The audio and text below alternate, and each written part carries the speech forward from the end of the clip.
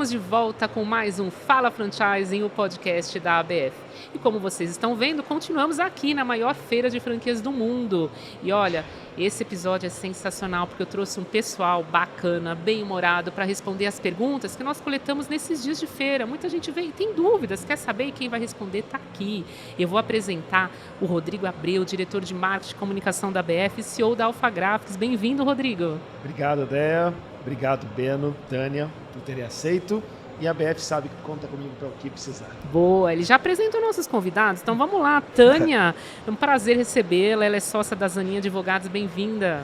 Obrigado, Déia. Também faço das minhas palavras a do Rodrigo. Agradeço o Beno pela parceria, Rodrigo, e o convite da ABF, né? A confiança que deposita em nós profissionais do franchise. Maravilha. Eu não vou falar o sobrenome dele, que é muito difícil, mas é o Beno Benão, sócio-diretor da Tribec, ele cuida do portal do franchise. Bem-vindo, Beno. E fala seu sobrenome aí. Krifkin, o V tem som de F. É isso aí. Eu inventei esse negócio do V tem som de F antes da Oxo lá que põe o... É que como ninguém se sabia soletra, falar, né? Mas ó, André, obrigado. Muito feliz de estar aqui, ainda com o Rodrigão, com a Tânia. Já fizemos junto, né, Rodrigo? Foi muito legal, aprendi muito, então eu sei que eu espero passar um pouco de conhecimento, mas com certeza hoje eu estou aprendendo com eles aqui. Opa, maravilha. Olha, eu vou começar com você que já está com a palavra. Eu acho que uma das perguntas que você mais escuta, até como um comunicador da área, é qual franquia você recomenda para investir? Como é que é isso? O que você responde quando a pessoa fala qual é a franquia boa do momento? Você sabe que eu estava brincando com você que agora eu virei TikToker, né? Porque a gente começou a fazer o do portal do franchise, e daí tem lá, qual a melhor franquia, qual a franquia ideal? E o que eu respondo assim, qual a melhor franquia para você, né? O que você tem de investimento, o que você quer de segmento, quer trabalhar de sábado, domingo, quer ir para o varejo, quer ir para serviço, não quer ter funcionário. Então eu faço a pessoa pensar, né? Aí alguém foi lá e escreveu assim, você falou, mas não falou nada. Eu tive que ouvir isso, né? Mas eu falei, gente, como que eu posso responder por uma pessoa? A Andréia pensa de um jeito, o Rodrigo de outro, a Tânia, as milhares de pessoas aqui que estão nesse pavilhão gigantesco aqui da feira, pensam cada um de um jeito. Um vai querer educação, outro vai querer ter uma micro franquia de, jardinagem. Então, eu acho que todos os negócios são muito bons desde que você se comprometa, que você seja feliz fazendo eles, né? Que tenha identificação, né?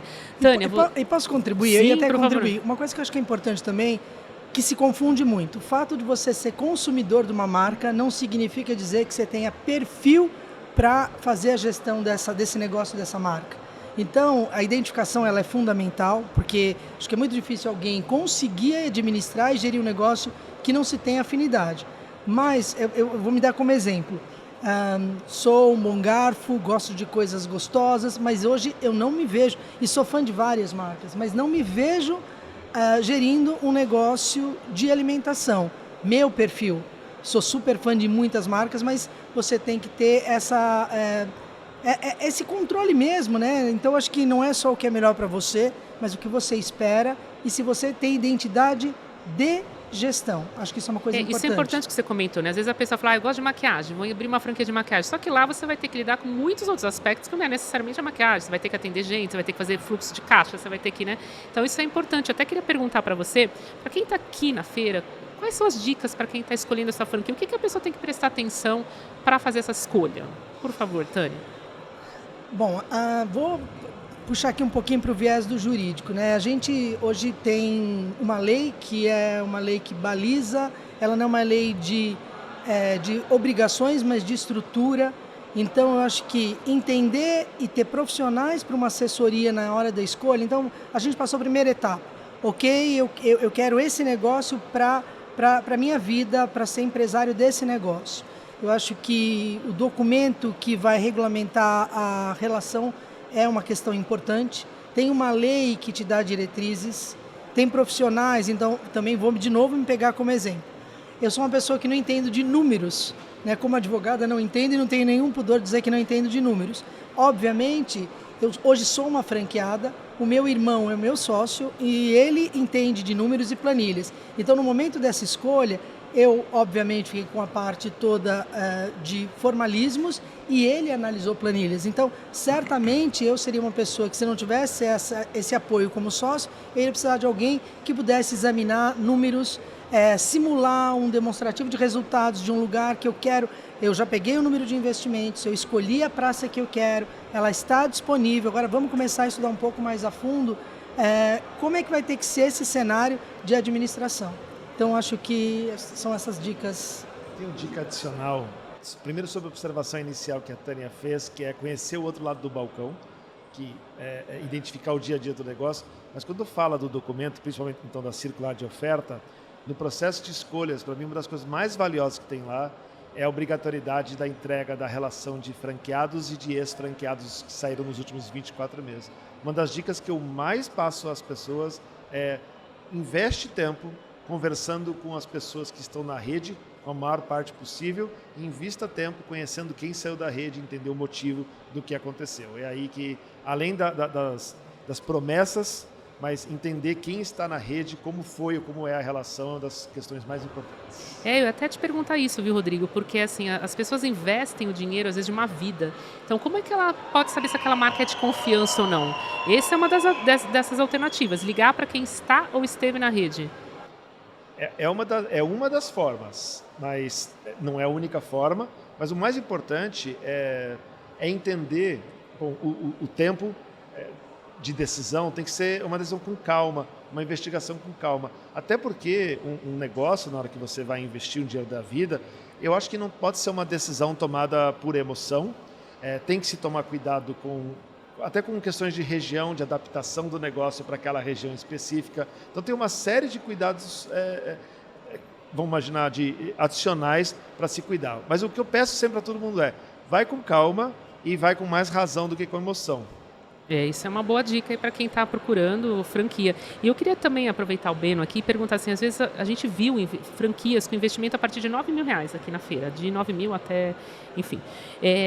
As pessoas às vezes pensam nesse primeiro valor, mas elas precisam ter capital de giro, não é, Beno? O que você costuma falar para as pessoas que chegam para você com relação ao que elas precisam manter e por quanto tempo, até ter um retorno? Explica um pouquinho sobre isso. Que a gente escuta, né? Aprendi com vocês isso daí, o tempo inteiro a gente escuta isso daí. Você tem que ter um giro financeiro pessoal, porque até um negócio dá dinheiro, dá lucro, né? Porque uma coisa é faturar, outra coisa é dar lucro, e tem muita gente que não sabe a diferença entre faturamento e lucro.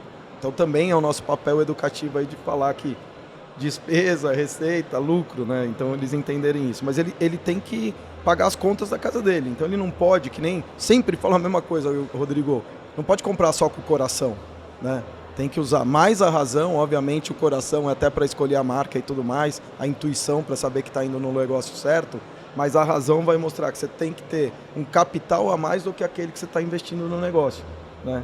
Não pode também pegar todo o dinheiro da vida, que a gente escuta às vezes que o pessoal faz, é um percentual dele lá que você vai aplicar no negócio, porque todo negócio tem risco. Então, até ele rodar, até sobrar dinheiro e tudo mais, ele tem que girar a vida dele. Tem que fazer supermercado, comprar o dinheiro do cachorro, escola do filho e tudo mais, né, Daniel? Tem que ser, né? Não tem jeito. Aliás, fala, Tem uma questão de investimento inicial que tem que ser considerada, além do capital de giro, o que está se falando nos portfólios são estimativas. E tem que ser considerado um plano de negócio. Sempre eu peço para que façam cenários também mais conservadores do que são apresentados. E peço também para considerar que, como estão falando de média, você pode ter variações de investimento, depende da situação do imóvel, de como está, de quanto obra física que tem que ser feita, até mesmo se é um negócio que tem uma sazonalidade específica, que vai precisar de um capital de giro maior durante um tempo. Ou seja, o plano de negócio que é apresentado inicialmente, ele é generalista. Depois precisa tomar um cuidado para fazer com calma, de acordo com o tamanho da loja que quer, dar um ponto. E outro aporte importante, e aí finalizo essa parte, os planos de investimento geralmente não contam investimento em ponto comercial. Em alguns casos, há necessidade de se fazer esse investimento. Então, precisa olhar tudo que está em volta da necessidade.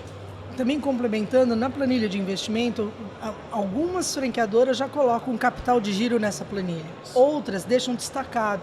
Então, a hora que eu examinei, não é para dar uma olhadela, chegar lá no final quanto eu vou gastar. É realmente avaliar e aí verificar, bom, aqui não tem capital de giro, quanto será preciso? Uma outra questão que, agora pegando um gancho seu, que muitas vezes a gente tem as reformas, tem uma média, inclusive uma média de custo por metro quadrado. Obviamente, vai se avaliar como está esse imóvel. E sempre eu fiquei, durante 23 anos da minha vida, dentro de franqueador, então vivi muito isso no chão de fábrica. tem duas relações que são separadas. Quando você pega um imóvel que precisa de muito investimento, vale e é importante o relacionamento com quem está alocando no sentido de período de carência para começar a pagar. Então, muitas vezes, isso eu vivi muito.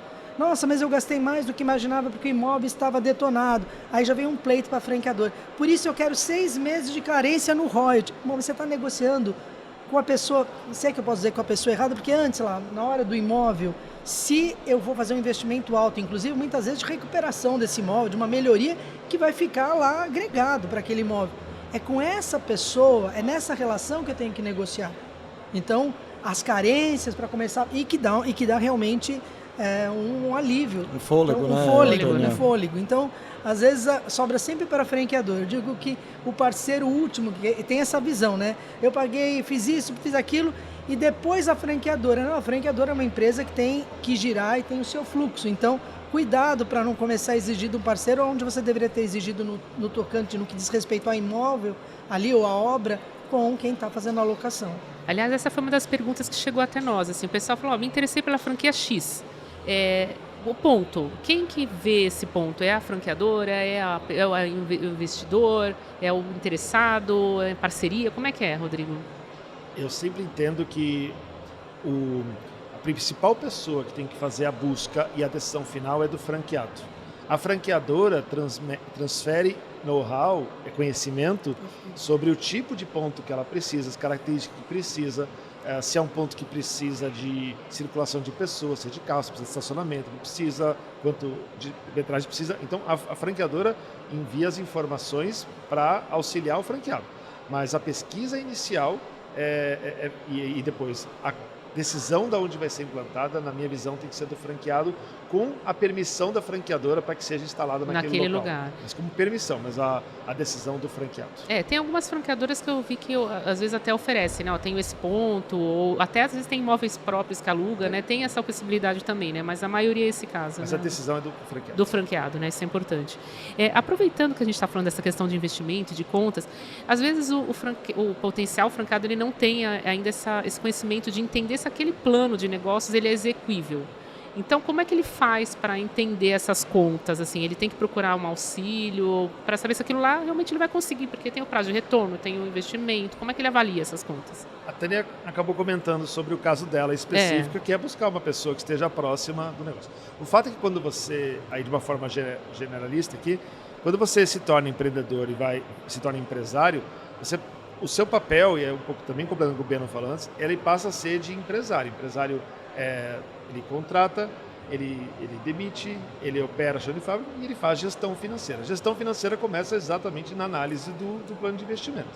A ideia, como eu falei em um momento, o plano que é apresentado nas feiras e para introdução do negócio, ele é um plano inicial generalista que é apresentado para todo mundo.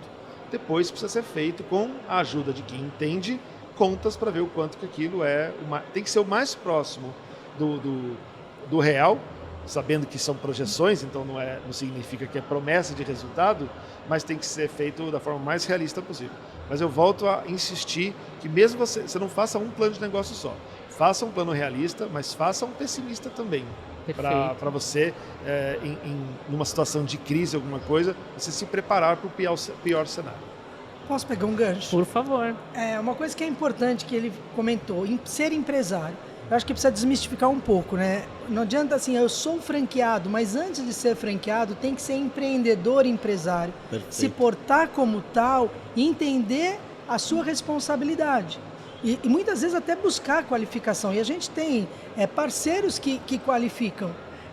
Eu vou contar um caso, numa franqueadora, no treinamento, se falando de 13º e tudo mais, levanta uma moça de uma família muito rica, pai fazendeiro, casado com um marido ainda mais rico. Ela disse, na fazenda de painho paga-se 13º? Se painho estiver dentro da lei, paga. Mas uma pergunta, depois aí passou e a gente, naquela ocasião, nós orientamos que ela tinha que ter alguém junto com ela para fazer a gestão, porque sentimos que ela estava muito despreparada e tal. Numa feira da BF eu a encontrei. Aí ela disse para mim, nossa, você acredita que eu já estou na 3ª franquia? Eu não sei exatamente a cara que fiz, mas devo ter feito uma cara tipo, terceira... Nossa, uau! Ela disse, não se assuste, fui me qualificar. Então, realmente, primeiro que a gente sempre bate nessa tecla porque ela é real. O franchise garante sucesso? Não, ele minimiza risco. A sua participação e a sua atuação e você ter esse discernimento de aqui eu preciso melhorar, isso aqui é um ponto deficitário. Então, realmente foi uma moça que entrou muito despreparada, aceitou a sugestão de nós colocamos, você não vai conseguir administrar sozinha, vai precisar de ajuda. E ela entendeu que essa ajuda não era momentânea, contratando, até era um cargo que não existia de gerente, à época dessa franqueadora não tinha esse cargo para as unidades franqueadas, mas ela precisou, mas ela entendeu, foi buscar a qualificação e realmente evoluiu. Né? Mas eu imagino a cara que eu devo ter feito assim de que, ai que susto, 3, meu Deus do céu. Mas são casos reais que a gente vive nesse franchise, né? Não, a gente escuta muita gente que começa às vezes totalmente perdida, né? E depois vai se qualificando ou pega suporte de algum serviço de consultoria, de advogado, etc. Eu acho que o caminho às vezes é bem melhor isso, você tá com o apoio, né? De alguém que conhece daquilo lá, vai entender a planilha, né, Rodrigo? Porque é tudo novo. É a média, né, que você falou. Um ponto pode ter uma característica totalmente diferente de outros e daí aquilo tudo que foi projetado, mesmo que... Eu adorei tua ideia, eu nunca tinha ouvido falar disso aí, de fazer uma projeção mais pessimista, né, do que uma da média só. Porque é o risco do negócio, né, então... porque tem custos diferentes. Se você vai montar hoje uma franquia nos Jardins, vamos pegar aqui São Paulo como exemplo, você tem um custo de locação. Se você vai para um bairro de Perdizes, Pinheiro, é outro. Então, diferente. Como ele disse... Outra cidade, então, completamente diferente. Totalmente. Né? Então, realmente, debruçar, virar empresário, empreendedor, estudar. Eu sempre falo aqui nas palestras que eu ministro aqui, ou em qualquer lugar, não tem lugar para emoção. Ela é importante no sentido de identidade com o negócio, mas o trabalho tem que ser profissional, tem que ser de gente grande, não dá para brincar, né? É isso aí. Ô Beno, e me conta uma coisa, você que tem o portal do franchise, o que você vê de busca de franquia hoje em dia? Quais são os termos mais procurados, o valor de investimento, o que você tem visto lá em relação a isso? Como o brasileiro hoje, assim, quando a gente fala do poder aquisitivo do brasileiro, é um pouco menor, então tem muitas franquias até 50 mil, acho que é 70% das buscas que a gente tem no portal. A alimentação, eu acho que é o sonho de empreender de muita gente, estava até conversando com o pessoal de cafeteria, tem muita gente que tem, eu acho que por causa do produto, o sonho de ter uma cafeteria e daí acaba indo por esse caminho, mas daí o que é legal, tem pesquisas nos Estados Unidos, a gente não tem aqui, mas que eu acho que é quase 60% das pessoas que compram uma franquia não conheciam a marca que comprou. A marca, o produto, não conhecia nada. Ela acabou, vou empreender, vou para o franchising, e daí ela acaba navegando em portais, ela acaba fazendo uma pesquisa um pouco mais avançada e acaba encontrando coisas que ela não imaginava. Então, por exemplo, você perguntou de termos. Franquias baratas é um dos termos que a gente mais tem. E aí, tanto faz se é educação, se é alimentação. Aliás, educação não tinha franquia barata, mas depois da pandemia passou a ter por causa dos cursos online e tudo mais. Então, você tem uma diversidade incrível de oportunidades. Eu lembro que as pessoas você tem uma podem pesquisa ter, de né? jovens até, que tem muitos jovens que procuram franquia, né? O Google mostra pra gente quem está navegando no portal. Então, hoje, os jovens, eles triplicaram a busca orgânica, até isso que é mais legal, por franchising. Então, 18% da nossa navegação é de jovens a 18 a 24 anos. E vou te dar um termo que recentemente explodiu lá, que a gente nunca tinha usado. A gente já usou franquias para trabalhar sozinho, franquias para trabalhar em casa. E daí outro dia alguém usou lá franquia sem funcionário. Sabe, a mesma coisa que trabalhar sozinho, mas pusemos sem funcionário, mas explodiu. Então você vê, ele não quer ter o compromisso de ter lá um CLT, alguém que ele tem que gerenciar, que é difícil.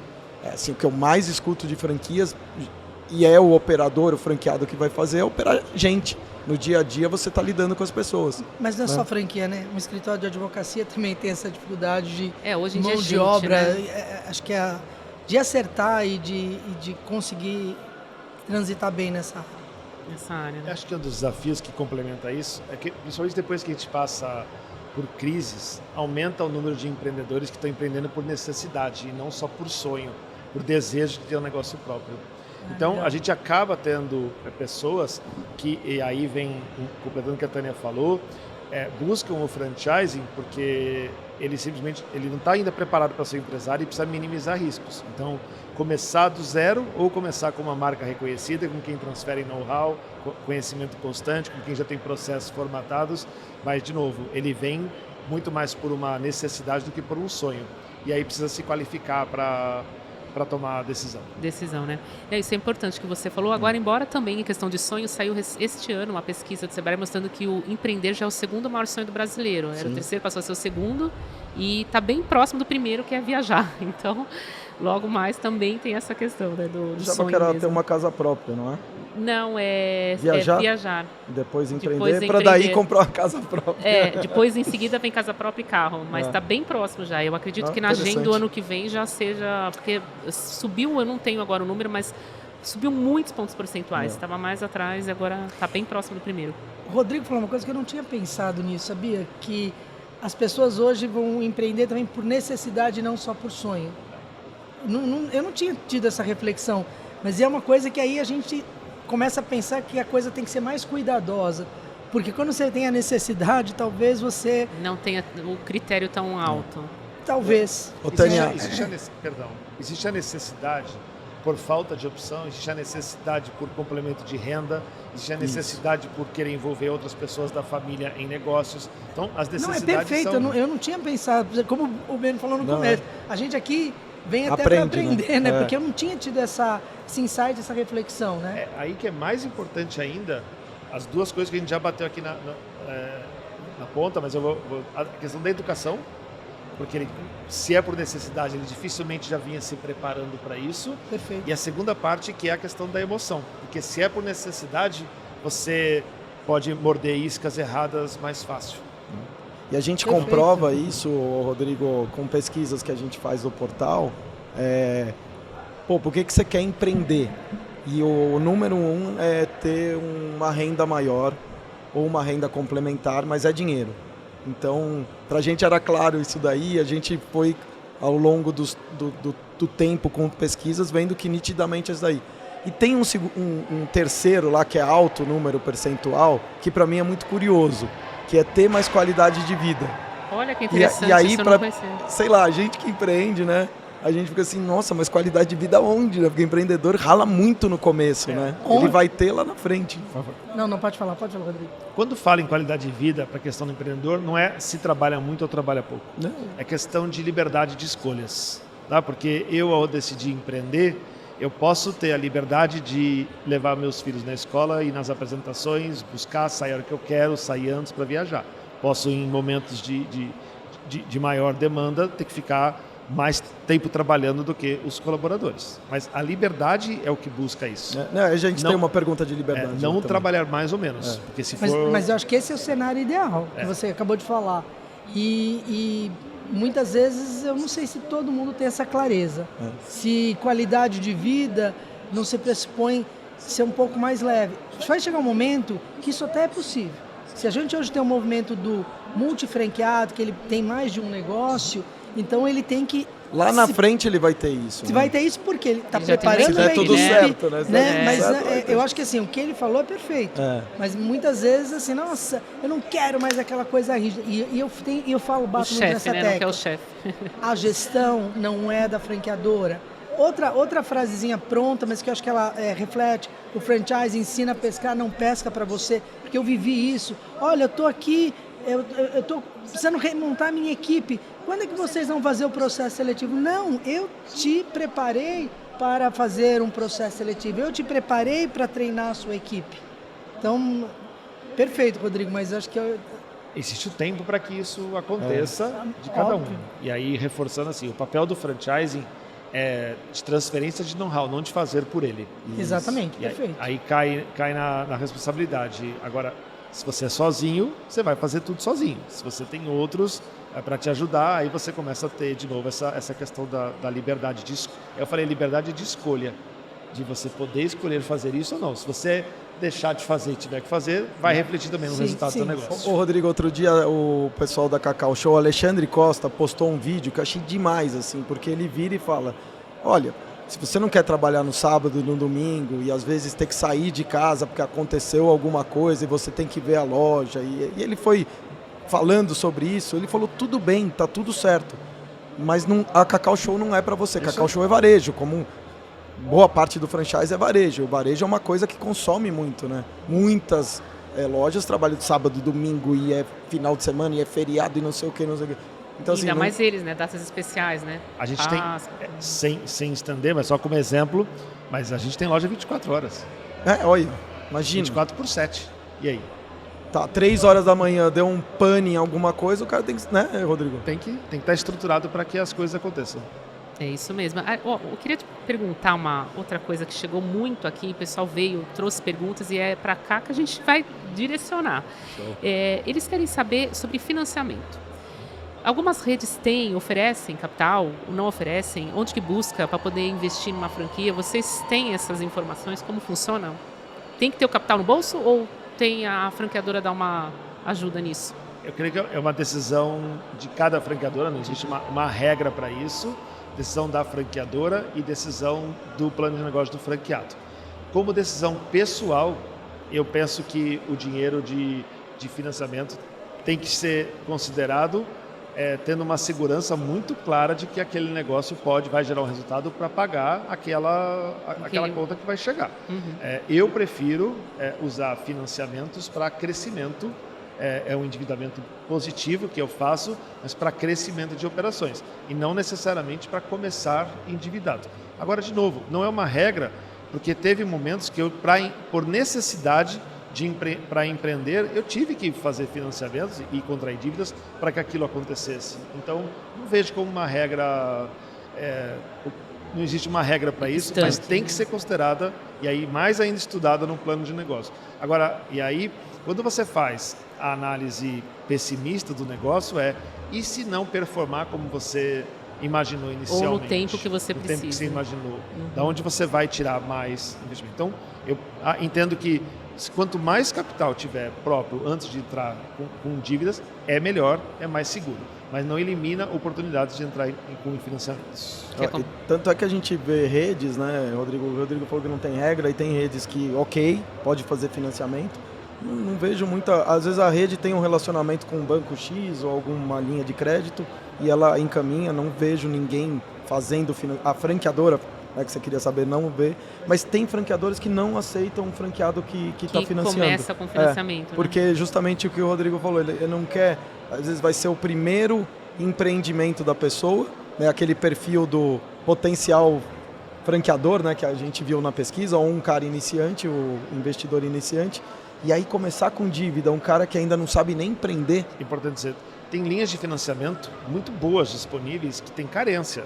Ou seja, muitas vezes, então assim, e também financiamento, né, varia de tempo, de taxa de Selic, de inflação, uma série de variáveis. Tem momentos que não é bom, mas tem momentos que é muito propício começar. Então, se eu encontro amanhã uma linha de financiamento para crescer a minha empresa e que tenha carência, juros baixos e condição, é um endividamento muito positivo para crescer. Ainda mais quando fala-se em multifranqueados. Eu tenho uma primeira, segunda operação, não sou uma linha de primeira viagem, não tem nenhum problema buscar isso para crescer. Mas acho que hoje o franchise chegou numa posição, nós que somos assim da velha guarda, não tinha linhas de crédito tem hoje, vários parceiros, a gente tem instituições particulares que estão aí e que tem uma facilidade. Acho que o relacionamento com marcas também te dá...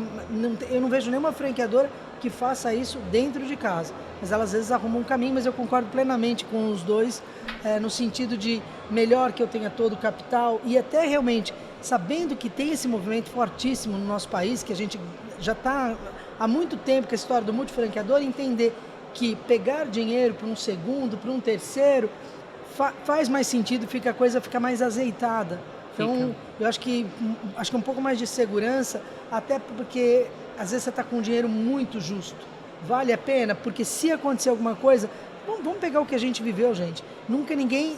Lembre-se, quando começou a pandemia, tinham pessoas que estavam começando, exatamente naquele momento, finalizando obras. Sim. Eu mesmo, quando comprei, eu comprei a franquia em fevereiro. Foi um repasse. Até eu falei sobre repasse em mesa redonda, eu vivi isso. Foi um repasse. Foi em dezembro, quando foi em março, para tudo. Para o quê? Vamos parar de brincar agora já? Sim. Então, o pessimismo, às vezes, uma avaliação um pouco mais conservadora, vamos deixar assim, porque às vezes acontecem coisas inusitadas, como foi o caso da pandemia, que a gente já viveu isso, né? É verdade. Só para existe franqueador que faz financiamento, por exemplo, de taxa de franquia, é uma forma de financiamento. No parcelamento, você quer dizer, eventualmente parcelando, tá? Existe franqueador que tem acordo de financiamento diretamente com fornecedores, existem os bancos públicos, existem os privados, existem startups fazendo financiamento, ou seja, existe inclusive, e aí que tem uma outra forma de financiamento que é com a família. E é a mais comum, né? Mais comum. Então, primeiro, amigos e família são sempre os primeiros ciclos de investidores. Então, assim, existem várias formas de se criar para cada negócio, para cada tamanho de investimentos. Perfeito. Vou aproveitar, Tânia, aqui. Chegou uma dúvida de um potencial franqueado de Araraquara. E ele queria saber se ele pode abrir uma franquia com sócio. Ele pode ter franqueado sócio? É possível? Como é que funciona isso? E até... Ele é interessado em montar uma franquia? Ele quer ser um franqueado, mas tem um sócio franqueado. Dois franqueados sócios. Acho que pode, sim. Bom, acho que primeiro precisa entender se os dois serão sócios operadores, se um é investidor, mas tranquilo, acho que antes de qualquer coisa precisa entender, eu lido bem com a questão de sociedade. Então, até porque algumas franqueadoras às vezes chegam, a pessoa está tão entusiasmada, também vivi muito isso, e ela não tem todo o capital. E aí, às vezes, a franqueadora sugere, olha, a gente precisa de um aporte maior, talvez fosse interessante você ter um sócio. Então, primeiro, como é que você lida com a questão de sociedade? Sociedade não é uma questão muito fácil. Acho que o mais importante, se tiver uma questão societária, como hoje eu vivo isso e dá muito certo, porque as tarefas são muito bem divididas, quem faz o quê? Para até não se fragilizar e para não se fragilizar, inclusive, perante o próprio staff, a própria equipe, né? Quando os sócios começam, então ele pode ter um sócio, acho que não tem nenhum problema. As franqueadoras também não vê, acho que os meninos podem também opinar nesse sentido, acho que não vê nenhum problema com questão societária. Eu tenho uma pergunta. Boa! É que você começou a falar e me veio uma coisa assim, quando tem o processo de seleção e são dois sócios, ou é um casal, é super comum ter casal, né? Muito. Ou pai e filho, mas muito comum ter casal. Os dois passam pelo processo de seleção? Então, se na minha, até uma coisa que eu escrevo em contrato, já vou comentar, deixa eu fazer a introdução aqui. Eu acho que se os dois irão operar, serão sócios operadores, os dois passam pelo processo seletivo. Estaria no contrato, o nome dos dois, acho que tem essa toda uma coisa que eu coloco no contrato... Mas a franqueadora não vai definir se ele é operador, o que vai fazer o quê, ele só fala, nós dois...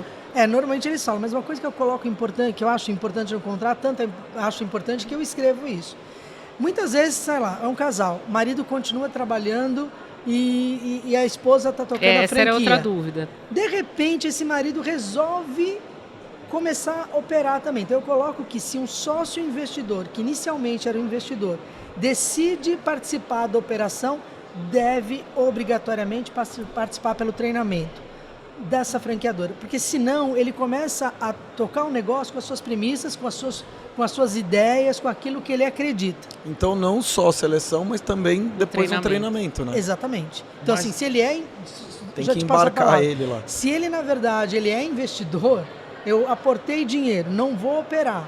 E de repente, decidi sair do meu emprego, perdi meu emprego, não quero mais, esse negócio está crescendo, quero participar. Então, que se submeta ao treinamento para continuar mantendo o DNA daquela empresa.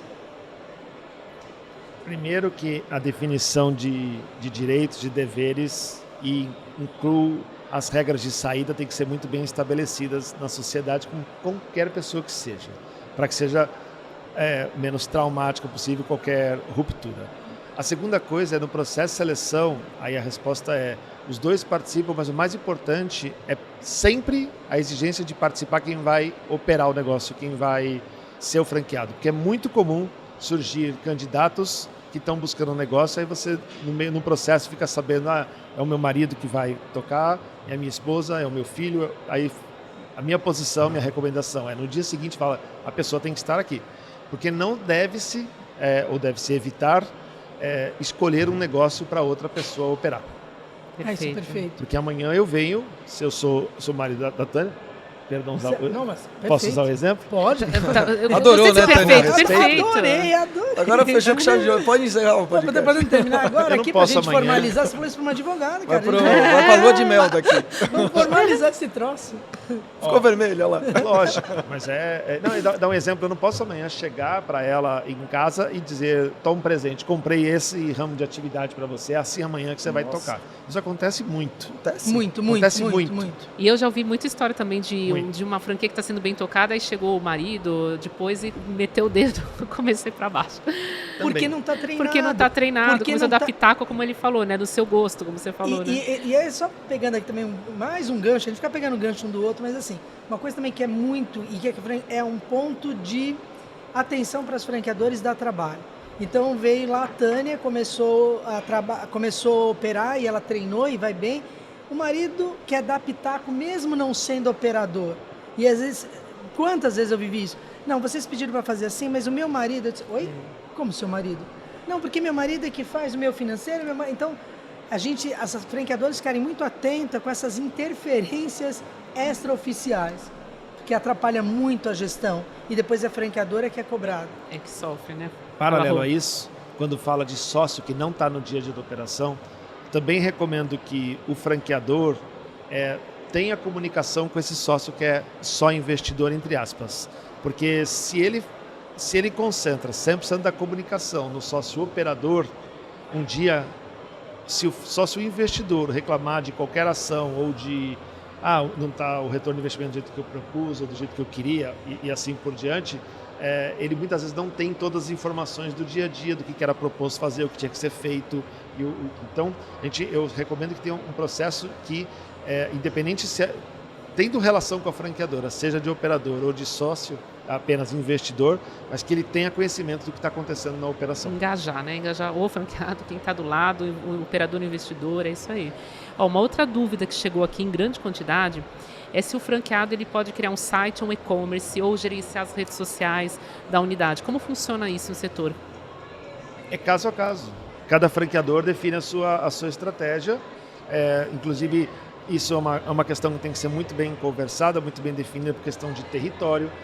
Como que a internet tem que ser, para mim, sempre canal adicional de vendas e que beneficie todos os lados. Mas cada regra cada franqueador, cada ramo de atividade tem a sua especificidade. Então, não há uma regra, agora tem que ser pensado. Mas qualquer que seja a regra, se pode... eu acho que é tema de contratos. Tem que estar muito bem claro no contrato, até para saber onde vai. E tomar cuidado, porque quando a gente fala de franchise é padronização. Cada um faz o seu site, cada um vai usar a sua comunicação, vai usar aquilo que acha de melhor e a gente tem que pensar... Aliás, acho que esse é um ponto importante quando alguém quer entrar numa franquia. É pensar em rede. Pensar que a sua atitude não vai ter reflexo só sobre o seu negócio, mas de outras pessoas. Então, cada franqueadora realmente define. Aí o Beno, acho que dessa área manja muito. Não, ele manja muito mais. Tem, hoje em dia, cada vez mais plataformas, né, que estão ajudando isso daí. Eu acho que com o tempo essa regra vai ser mais para ter um determinado controle ou pelo menos um manual, né, para dar um norte para onde eles vão seguir. Mas fazer sozinho vai ter cada vez menos. A dificuldade de se pensar hoje na formatação quando a Tânia diz sobre a questão de estar no contrato, é que é impossível hoje prever o futuro, a bola de cristal. Quando nós fizemos contrato há 5 anos, a gente não falava de website trabalhando a última milha do cliente no e-commerce. Quando falava em rede social há 5 anos, não falava de uma independência de cada franqueado poder ter um TikTok na ponta, não existia. Então, assim, colocar de uma forma que assegure que a franqueadora é a decisora da estratégia final e que a regra a regra é definida, a regra final é definida pela franqueadora, mas isso tem que ser o mais bem escrito possível, mas não pode ser engessado em relação ao futuro, porque senão a rede também acaba ficando para trás. Mas nesse sentido, as franqueadoras, claro que o contrato é que estabelece, vamos colocar entre aspas, lei e regra entre as partes. Agora, toda a comunicação da franqueadora, ela é oficial e ela tem força de exigir a padronização. Eu concordo, e por isso que também às vezes a gente pensa em contrato, quando alguém fala, vou puxar rapidamente aqui um link, prazo do contrato, prazo de 10, 12, 15 anos, ou 10, o que mais se fala em 10. Eu gosto muito de prazos de 5, porque o mercado é muito dinâmico, e você às vezes quando tem regras que ficaram ultrapassadas, então eu acho que 5 anos é um prazo que aí o franqueado vai assinar um contrato de renovação com as novas adequações. Mas a franqueadora se manifesta com circulares, com instruções, trazendo a realidade e atualizando as suas condutas. E que tem força de exigência, de cumprimento. O Daniel, outro dia conversando com um franqueador, a gente tem os nativos digitais, né? O pessoal, meu filho, mais novo, ele falou, ele tinha uma franquia mais antiga, uma rede, e abriu uma aí há 2 anos. Então ela nasceu, é uma franqueadora nativo digital. Então tudo estava previsto e ele falou da facilidade do relacionamento com a rede, com os novos franqueados que entram, todas essas decisões de site, e-commerce, etc. Porque é o mundo que a gente já vive. Há 5 anos atrás não era assim. Não, né? Eu tive reunião hoje com um franqueador que me declaradamente disse assim, eu não permito que meus franqueados tenham mídias sociais próprias de cada um deles. Eu permito. Ele disse que não permite. A minha pergunta foi, mas como é que ele trabalha um marketing local, de parcerias, né, com as comunidades dele, do que acontece na cidade dele, e assim por diante? Não trabalha. E por que você proíbe? Eu proíbo porque eu tenho medo que ele faça uma coisa fora do padrão da marca. Eu disse, então, não faz muito sentido. É como ter um filho adolescente. Você acha que você tem controle sobre ele, mas você não tem, né, controle sobre ele. Então, mais fácil orientar, né, para que siga aquele caminho. Orientar, colocar as regras, colocar quais são os limites, mas tem que dar, na minha visão, o franqueador tem que estar preparado para dar todas as ferramentas possíveis para que o negócio seja mais ainda rentável na ponta. Controlar demais... quem controla demais, talvez, aí eu fechei a conversa colocando, se você quer controlar demais, colocar tantas regras, talvez você não esteja nem preparado para ser franqueador. Você queria ter uma loja própria. Ô, Rodrigo, eu acho isso interessante, porque assim, ele deu... Vamos pegar um caso que é uma loja, tá? E sei lá, ele é aqui de São Paulo, onde a gente está, e é em Minas, em Mato Grosso, sei lá onde. Longe. Tá lá. Franqueado operando uma loja, falando com as pessoas que entram dentro da loja, e é impossível monitorar isso daí. Mas ele deixou o cara operar a loja. Agora, no ambiente digital, onde tudo pode ser monitorado, e ele pode corrigir, orientar, até punir, se for o caso, se o cara estiver fazendo uma besteira, ele não deixa. Então, também tem a ver com ela não ser nativo digital, mas o que a gente mais escuta agora é empoderar franqueado. E ele perde todo o marketing local, esse que é o... E uma contrariedade, o marketing local é de responsabilidade do franqueado. Aquele marketing de guerrilha, aquela interação com a comunidade. Ele conhece a comunidade. Como é que ele não permite? Então, como é que ele cumpre? Porque você vê que toda hora eu vou um pouquinho para o jurídico. É cláusula de contrato mesmo, a responsabilidade quanto o marketing local do franqueado. Como é que ele faz? Aí o franqueado não faz nada, faz o quê? Vai mandar rodar folder, flyers e vai trabalhar só assim? Quer dizer, como é que ele atua se ele não tem essa permissão? E é importante o franqueador dar esse apoio, esse suporte, né, entregando material, ajudando. Às vezes o franqueado está ali perdido, não sabe como fazer a comunicação, mas realmente tem que ter essa liberdade, né, para que ele atue no seu mercado local, né? E eu até queria perguntar uma outra dúvida que está um pouco ligada a isso, é a jurídica também, né? Se o franqueado tem autonomia sobre os seus colaboradores e se acontece algum BO, o colaborador ele vai atrás de quem? Do franqueado ou da marca? Então, assim, eu estou só refletindo muitas perguntas que chegaram até nós e eu estou passando para vocês. Na verdade, a gestão da franquia é dele e a questão do franqueado é do franqueado, a gestão dessa unidade é dele. A questão trabalhista de relacionamento, obviamente, ele segue qual é o perfil de funcionários que eu tenho que contratar. Mas, obviamente, alguns advogados da esfera trabalhista, quando ajuizam a ação, colocam a unidade franqueada como primeira requerida e a franqueadora como segunda. O tribunal já pacificou, não existe responsabilidade solidária e tampouco subsidiária na esfera trabalhista. Uma coisa também que teve um julgado assim, fantástico, que quando um consultor, quando a franqueadora corrige rota com os funcionários, ela o faz para manter o padrão e o DNA daquela rede, mas não tem vínculo trabalhista. Tanto é que eu peguei esse acórdão, essa ideia do acórdão e fiz uma cláusula mesmo, porque os consultores eu não posso falar diretamente com o funcionário, porque então isso é uma subordinação. Não, o seu papel é de treinamento, é de adequação, é de padrão. Então, papel, eu entendo que é papel total do franqueado.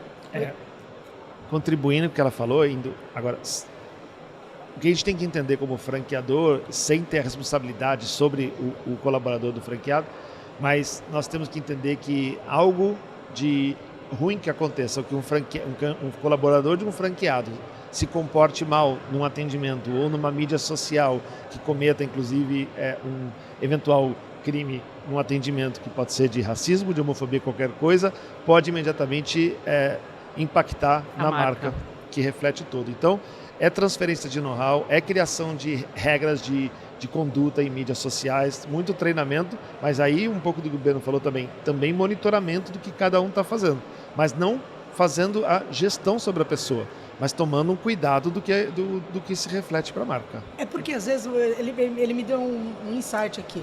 Você tem lá o perfil do funcionário e o job description. E às vezes na ponta o franqueado começa a acumular, ele faz isso e faz aquilo. Então assim, realmente o papel de assistência, de suporte, de saber o que acontece nas suas unidades é um papel muito importante da franqueadora. A questão que ele disse, teve lá um atendimento que constrangeu o consumidor. Obviamente respinga na marca, como uma questão que respinga na franqueadora é do direito consumirista. O consumidor que estiver insatisfeito, ele vai atrás da unidade franqueada e ele vai atrás da franqueadora, porque a grande força é a marca, que levou para aquela unidade franqueada, para aquela loja, para aquele restaurante, para aquela lanchonete, muitas e a grande maioria das vezes é a marca. Depois começa a se fazer afinidade, e tem negócio que não tem afinidade. Eu tenho afinidade com o produto e com a marca, e eu vou frequentar aquela da minha conveniência. Hoje eu estou aqui nessa Zona Norte, eu vou me procurar uma unidade aqui na Zona Norte, assim por diante. E olha só, gente, eu queria fazer uma outra pergunta, porque daqui a pouco o nosso tema está chegando ao fim. Eu tenho uma seleção aqui de perguntas da galera que veio pela feira. A gente volta, tem que voltar para responder todo mundo. Mas uma que chegou até nós é o seguinte: se pode repassar uma franquia home office? Como é que funciona? É uma unidade como qualquer outra, você pode repassar?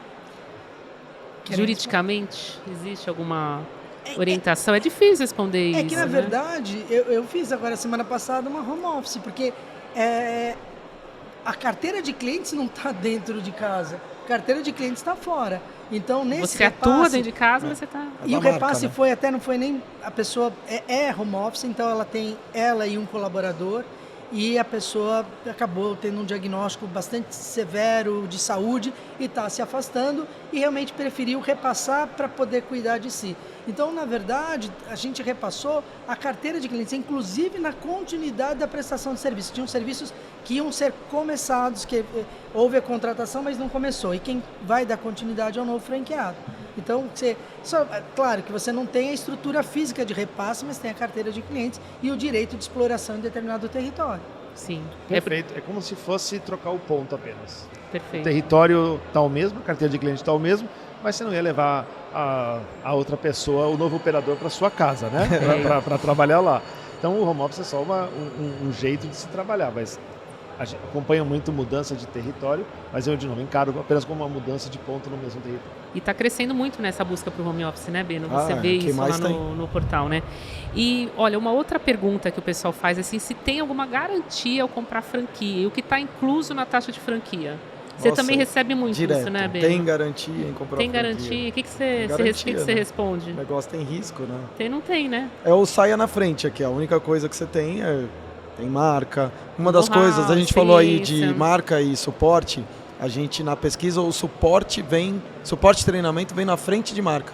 Isso que é bem interessante, eu acho. 1/3 das pessoas falam por que franchise, suporte e treinamento e qual o ponto mais importante para você de comprar a franquia. Suporte e treinamento de novo. Mas não tem garantia sozinho, né? É você ter alguém que segura na sua mão para começar a empreender ou para aumentar o teu empreendimento também. Pô, consigo mais porque eu tenho um parceiro que está comigo o tempo inteiro. Eu não sei nem se eu posso opinar agora, mas assim, falar em garantia, o que a gente fala o tempo inteiro, minimiza risco desde que o franqueado entenda o que a franqueadora está transferindo de know-how e aplique, né? Então, quando se fala transferir de know-how é muito abstrato. Então, ontem me perguntaram, a lei obriga a entrega de manuais? A lei não obriga nada. Como eu disse, é uma lei que te estrutura, mas não tem uma obrigação na lei. O que obriga, vamos colocar entre aspas, a entrega de manual? Aí é a garantia de estar mais perto, de ter uma ferramenta para seguir um padrão. É a tangibilização dessa coisa abstrata de transferência de know-how. Então, A garantia é que você siga a receita, que você possa interagir, que a hora que você tem uma ideia, você sabe que você não está sozinho e que aquela ideia não pode ser implementada na sua rede. Você tem que entender que hoje o franchise está numa maturidade, que a tua ideia pode passar para uma rede como um todo. Então não dá para você, tive uma ideia brilhante, vou fazer aqui, não vou falar com a franqueadora. Garantir, acho que não existe. Não tem, né? Não tem como. De nada. Então, tá tudo lindo, maravilhoso e acontece o que aconteceu. Que garantia que você tem? Não tem garantia, né? Não tem como. É que o franqueado e o franqueador, de novo, entendendo os papéis e as responsabilidades, e aí é a questão da parte de educação no negócio, eu vou entender que o sucesso e o fracasso são naturalmente consequências do negócio, da relação que foi construída. Então, não dá para dar a garantia de sucesso, da mesma forma que dá para dar a garantia de sucesso, de fracasso. O que importa é o franqueador cumprir o papel dele de preservar a marca, de transferir know-how constantemente da melhor forma possível e de atualizar, construir processos. Perfeito. A partir daí, cada um é responsável pelos seus resultados. Eu acho que isso tem muito a ver com o franchise íntegro, né? Que é a campanha, né? É o trabalho que a BF tem feito de propósito aí para que o mercado se oriente por isso, não é isso, Rodrigo? Mas o franchise íntegro vai muito além disso. Sim, com Porque certeza. aí o franchise íntegro começa no início ali da relação, sendo redundante, que é no processo de seleção feito de forma responsável, onde você tem uma análise, sim, clara de perfil, de situação financeira, uma entrega dos documentos jurídicos da forma correta e transparente e honesta como tem que ser, ou seja, um processo que pauta por decisões por razão. Então, é um processo que mira a longevidade e a sustentabilidade do negócio, não só a venda de uma franquia. Então, o processo do franchise íntegro começa nessa relação do processo de seleção e depois de uma continuidade próxima com o franqueado. E Rodrigo, se der para encaixar na própria divulgação, a hora que ele está vendendo, né, as peças, os conteúdos que ele coloca, despeja, né, em vários canais aí de mídia que a gente tem, para vender a franquia também da forma correta, porque daí já começa certinho, né? Depois vai para a seleção do modo que você está falando, aí a gente tem o bom franchise que a gente sonha tanto, né? É verdade.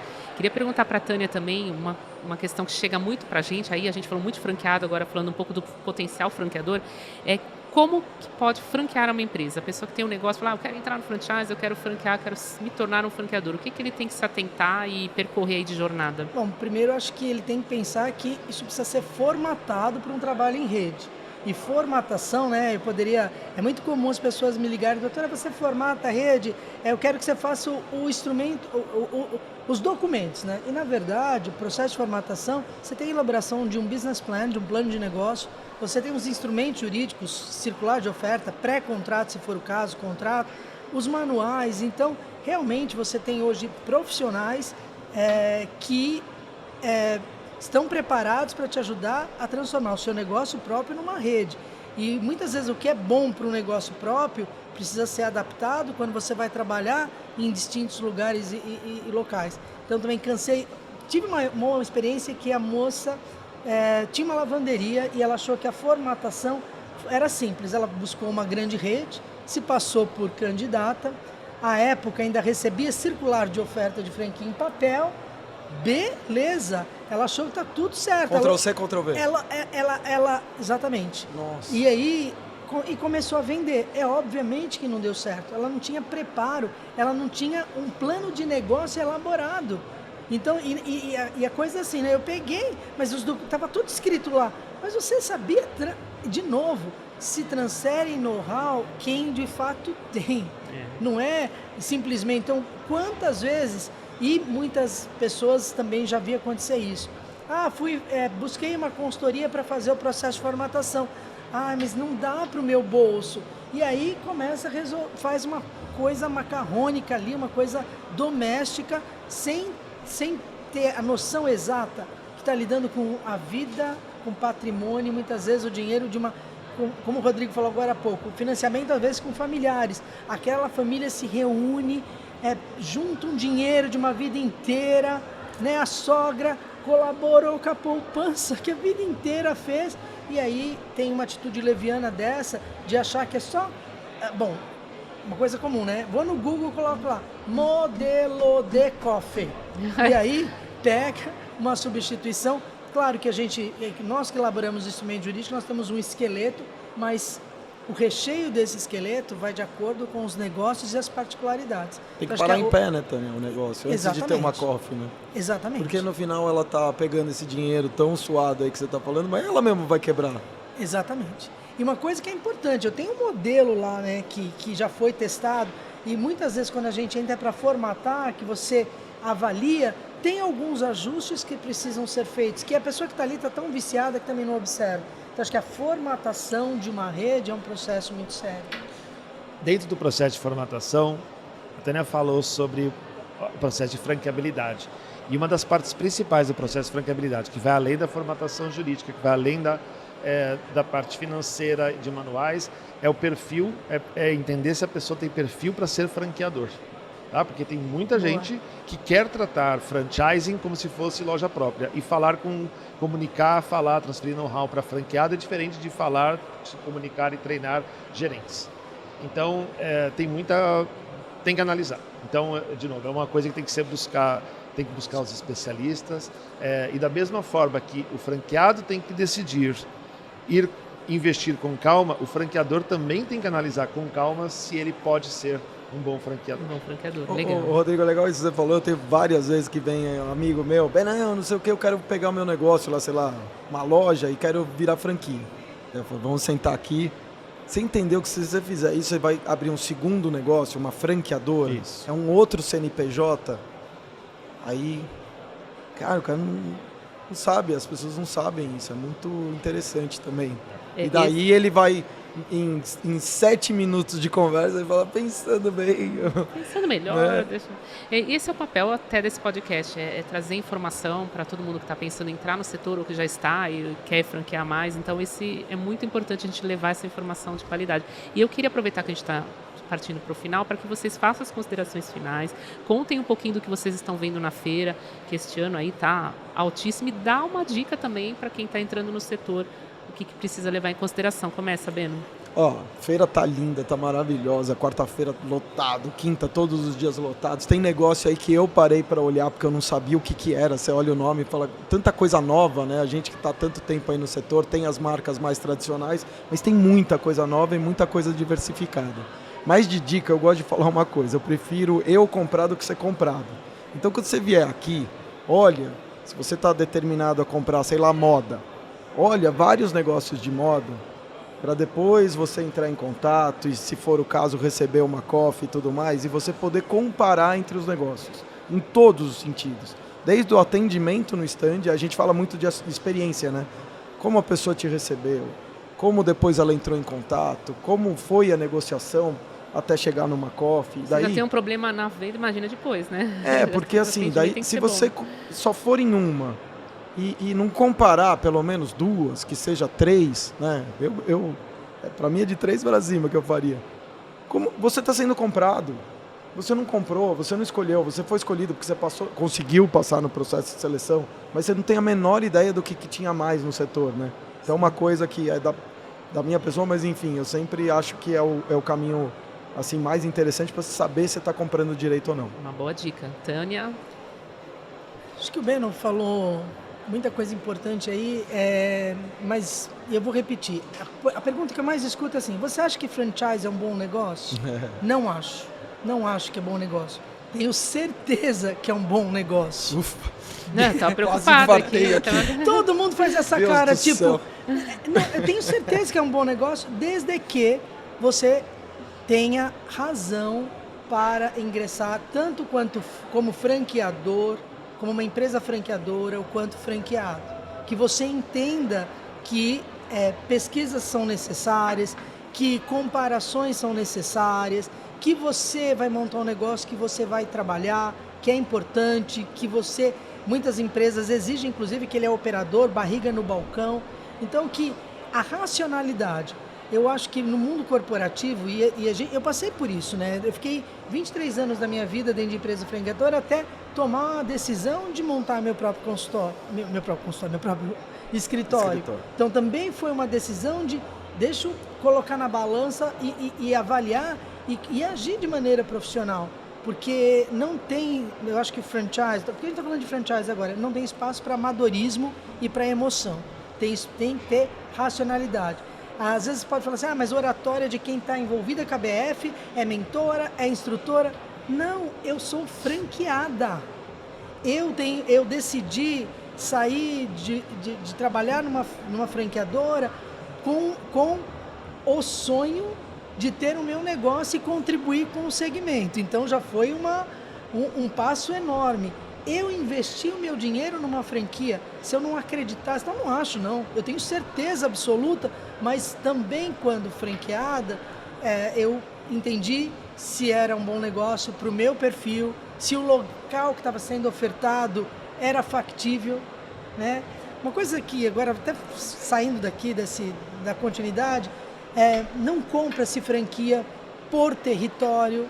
Eu moro no Alto da Lapa, eu quero uma franquia no Alto da Lapa. Então, a marca que eu queria mesmo não tem, já está todo ocupado. Então eu vou para essa aqui, sem avaliar. O território é importante, né? Negócio, né? Mas o negócio, mas assim, eu vejo muito isso acontecer. Não, porque eles disseram que, olha, tem vários interessados para esse bairro aqui, é o bairro que eu quero, então eu tenho que ser rápido, doutora. Quanto tempo você analisa esses documentos que eu estou com pressa? Não dá. Então, assim, a minha recomendação, dica, o que eu bato na tecla é pé no chão, racionalidade. Se não tem condições de ser racional sozinho, procure ajuda, procure assistência, mas não tem espaço para coração, só para emoção. E você fala com a experiência não só de consultora, tanto no mercado como de franqueada também, né? Fechei meu ciclo, porque vivi 23 anos franqueadora, todos os dias lidando com franqueado, resolvi alçar voo solo, assim, quantos clientes você tinha? Nenhum, começar do zero, o escritório são 14 anos e vai fazer esse ano aqui 3 anos com a experiência de ser franqueado. Coisa mais legal assim, vou cobrar... E numa época fácil, hein, Tânia? Você gostou mais de ser franqueada ou franqueadora? Eu gosto desse grande universo chamado franchise. Ou advogado. Então, assim, mas facilitou a minha vida ser franqueado. Porque assim, vou cobrar royalties, então vou negociar com o franqueado. Doutora, você não sabe pagar royalties? Não sei, eu pago royalties, fundo de publicidade, tenho que participar da convenção, tenho tudo. Então hoje, sabe aqui, eu já fazia o Gugu esse programa, sentindo na pele. Hoje eu vivo assim, então eu me sinto privilegiada de ter vivido franqueadora, consultora, porque o advogado é um consultor, e franqueado. Transitei pelos 3 universos, mas sou apaixonado, então você está falando com uma pessoa muito suspeita. Olha, quem sente... Eu também sou apaixonado, quero dizer, tá? Pelo franchise. Bom, quem sente na pele é na roupa, o Rodrigo também, né, Rodrigo? Você calça, veste a marca, conta aí um pouquinho e fala dessa mensagem final aí, por favor. Uma mensagem final, antes de falar da experiência e vou me inspirar na Tânia para falar, primeiro sobre a feira. Estou muito feliz com o resultado da feira. Bom, antes de qualquer coisa, parabéns pelo podcast, parabéns pelo guia, parabéns pela comunicação que a gente está criando dentro do ABF. Eu tenho um bom chefe. E eu prefiro dizer que a gente tem bons times, porque o que eu tenho são as ideias, as inspirações, mas gente competente para tocar, e você é uma delas. Então, Obrigada. Publicamente aqui te dou os parabéns. Obrigada. Mas mais importante, indo para o lado da feira, foi uma feira que era desafiadora pelo momento que tem, e a gente está entregando um resultado com muita quantidade de pessoas visitando, mas acima de tudo, né? a turma tem relatado muitos leads qualificados. Isso é extremamente importante, mais do que a quantidade, a qualidade. Eu sou expositor também, então estou vendo esse movimento acontecendo. Isso me deixa muito feliz. Como chapéus que eu uso como diretor da associação, como franqueador, como consultor que fui, e também como franqueado, como multifranqueado. Então eu vivo também essas dores todas de todos os lados do sistema, sou um entusiasta e um defensor do franchise. O recado final que eu deixo como mensagem final para franqueados a parte da razão, do escolher com calma, reforço a necessidade, a sugestão de conversar com os franqueados que estão na rede, os que saíram da rede, para que a decisão seja a melhor possível. Tá? Para franqueados, esse é o recado final. Para franqueadores, e aí como um defensor muito forte do franchising íntegro, lembre-se sempre, e coloque a mão na consciência de que na maior parte das vezes você vai estar mexendo com o dinheiro da vida das pessoas. Então, seja responsável, seja um ser humano íntegro para não brincar com isso. Sabendo que o risco existe, sabendo de tudo que existe, mas não comece a relação sabendo que aquilo pode dar errado. Fala, Tânia. Ele falou uma coisa tão importante que não dá para perder o gancho. Né? Ele falou, olha, não é quantidade de pessoas. E eu tenho escutado que é a qualidade das pessoas. Então, Elas já estão também, chegando preparadas, né? que também o franqueador pense que ele não precisa de quantidade ou uma expansão descabida e acelerada e atropelada, que ele precisa de pessoas de qualidade, preparadas para estar na sua rede. Isso é mais importante para a perenidade, porque senão vai vender franquia e vai fechar a franquia. Mas reforçando isso que você está falando, assim, eu sou franqueador, trabalho com várias franqueadoras, assim, a gente precisa crescer, precisa expandir, Com certeza. a gente precisa de candidatos à franquia, mas fazer isso de forma responsável. Mas eu volto a colocar, além de pensar no negócio, que é importante, que tem que dar dinheiro, que tem que ser cada vez mais forte, beleza. Mas pensa que do outro lado tem uma família e tem Sim, pessoas concordo plenamente. que guardaram dinheiro a vida toda. Então, começar pensando nisso, eu acho que é o princípio de construir um franchising íntegro dentro da rede. Eu não posso terminar esse podcast sem falar que a Alpha Graphics foi vencedora, uma das vencedoras do Prêmio Sustentável deste ano. Eu queria que você comentasse isso e também falar do lançamento deste livro, que é do Rodrigo. Rodrigo, comenta um pouquinho do livro e também da premiação, por favor. Eu vou deixar no final o contato porque é muito interessante. Tá bom, obrigado pelo Prêmio Sustentável. O que mais gosto do Prêmio Sustentável, que mais me deu felicidade, ano passado, há 6 anos, ano passado alguém da BF chegou para mim e disse, poxa, há tantos anos vocês fazem um stand absolutamente sustentável, com tudo que está lá dentro. Eu sentei lá e não caí, achei o máximo. Para quem não está vendo, são cadeiras de papelão, incrível.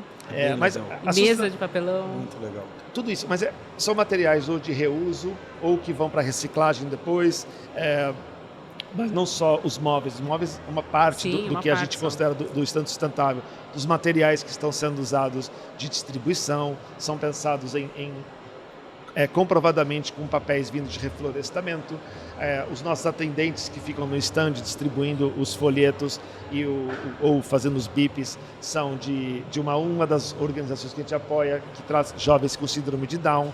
Então a gente traz para o stand constantemente inclusão, sustentabilidade e uma série de atividades. Agora, o que eu mais fiquei feliz é porque ano passado, quando a gente terminou a feira, não sei se foi você, por que vocês não ganham o prêmio de stand sustentável? Vocês todo ano fazem o stand super sustentável e nunca ganham. E na época eu falei assim, eu não sabia que tinha prêmio de stand sustentável. Tem que se candidatar.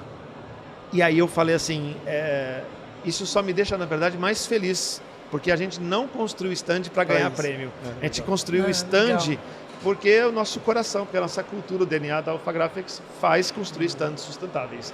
E aí, quando vem a premiação, ganha com muita emoção, com um reconhecimento, mas isso é extremamente importante na área de sustentabilidade, no ESG de uma forma geral, faz porque tem que fazer. Não pelo greenwash. Não pelo greenwash, por se promover como uma pessoa, uma empresa boazinha, que não faz. Então, no nosso caso, feliz por estar na cultura, estar impregnado. E o desafio, Tânia, que eu vou precisar de ajuda tá bom, ganhamos o prêmio, e agora? E ano que vem? Tem que melhorar mais ainda. E tem que replicar, que outros façam isso, sigam esse exemplo, né, que é o mais importante. Tomara que repliquem. E aliás, eu quero mandar um beijo pro Renato, que é o atendente do Rodrigo. Todo podcast que ele fala, eu mando um beijo para ele, porque ele é incrível, ele tem uma empatia gigante e é maravilhoso. Renato é um dos jovens com síndrome de Down que fica no nosso stand distribuindo, que é uma delícia de pessoa.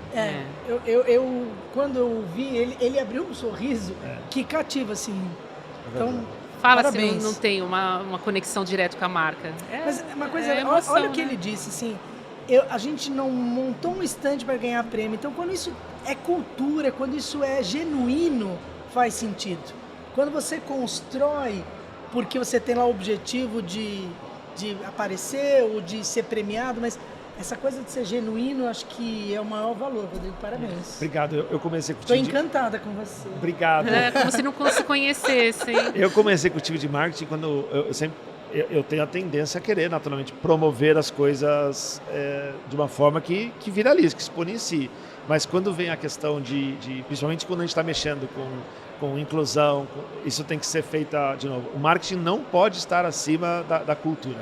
Isso para mim é o mais importante dessa parte.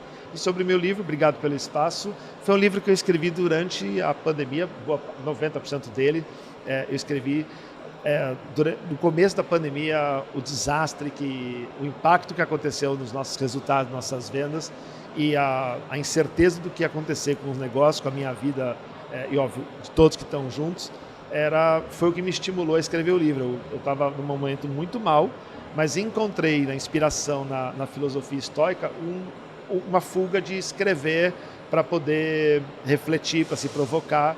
E aí eu abri um programa na época para a rede Alpha Graphics que toda segunda-feira, 9 e 9 da manhã, eu abria uma apresentação que 9 e 9 da manhã? Abria Vacina de Resultados e Produtividade, que era uma injeção de ânimo para começar 9, a semana. Por que 9, para todo mundo perguntar por que era 9 e 9. Era só por isso, não tinha nenhum motivo. Era para gerar a curiosidade e a conversa. Mas então eu vou aproveitar o gancho que a gente tem um ABF News que é 5 e 10 e tem um motivo, que é o dia do empreendedor, dia 5 do 10. A gente dizia assim, então, a gente sabe que as pessoas chegavam em média para trabalhar às 9 horas da manhã, então era aquele tempo de sentar, relaxar, poder responder os primeiros e-mails e entrar tomar pontualmente o cafezinho. no negócio. Só uma curiosidade para você, Rodrigo, sabe que eu sou judeu, 9 e 9 é 18, e 18 pra gente... Você vê um carro na rua que tem 18, provavelmente, bom, aqui nós não somos tantos, mas é um judeu. Porque é o Rai. A gente tem a Cabala, que tem todo número, toda letra tem um número, e o Rai é vida. Aí, bom, tá obrigado. Vendo? Já descobriu, quando fizer a segunda edição vai ter que botar essa explicação. Não, eu boto, mas é a história do Prêmio Sustentável, é onde a gente fez... Tá tudo conectado, né? É uma ótima coincidência que se traz notícia boa... É a lei da atração, para mim, vai boa. E ela existe, né? E aí, por fim, quando terminou, quando eu estava no final da pandemia, eu percebi que fazendo esses textos, que eu tinha o material. E quando eu contava a história para todos os colaboradores, isso foi impulsionando, foi dando energia, e eu sempre dizia, a gente vai voltar, isso vai acabar, vai passar, a gente vai voltar muito mais forte do que a gente foi. E é o que aconteceu. E aí eu resolvi publicar, contar a história para todos. Então, que faça o bem. E tem realidade aumentada aqui, é o segredinho, o pessoal aponta a câmera aqui e ainda tem ele em vídeo no livro. Então, vídeo não, holografia. Ainda. Holografia, gente, é muito chique. Mas eu quero dizer a todos, Obrigado. Além de agradecer a presença de vocês aqui, dizer que a gente vai deixar aqui embaixo o contato, tanto do livro quanto para quem quer enviar perguntas, a gente repassa para eles, porque tem muita pergunta. Se você esteve na feira, manda comunicação para a gente também, dizendo o que você achou. Se você não esteve, 2024 está aí. E vão ter uma série de podcasts trazendo informação, respondendo suas dúvidas. Agradeço a todos e até o próximo Fala Franchising.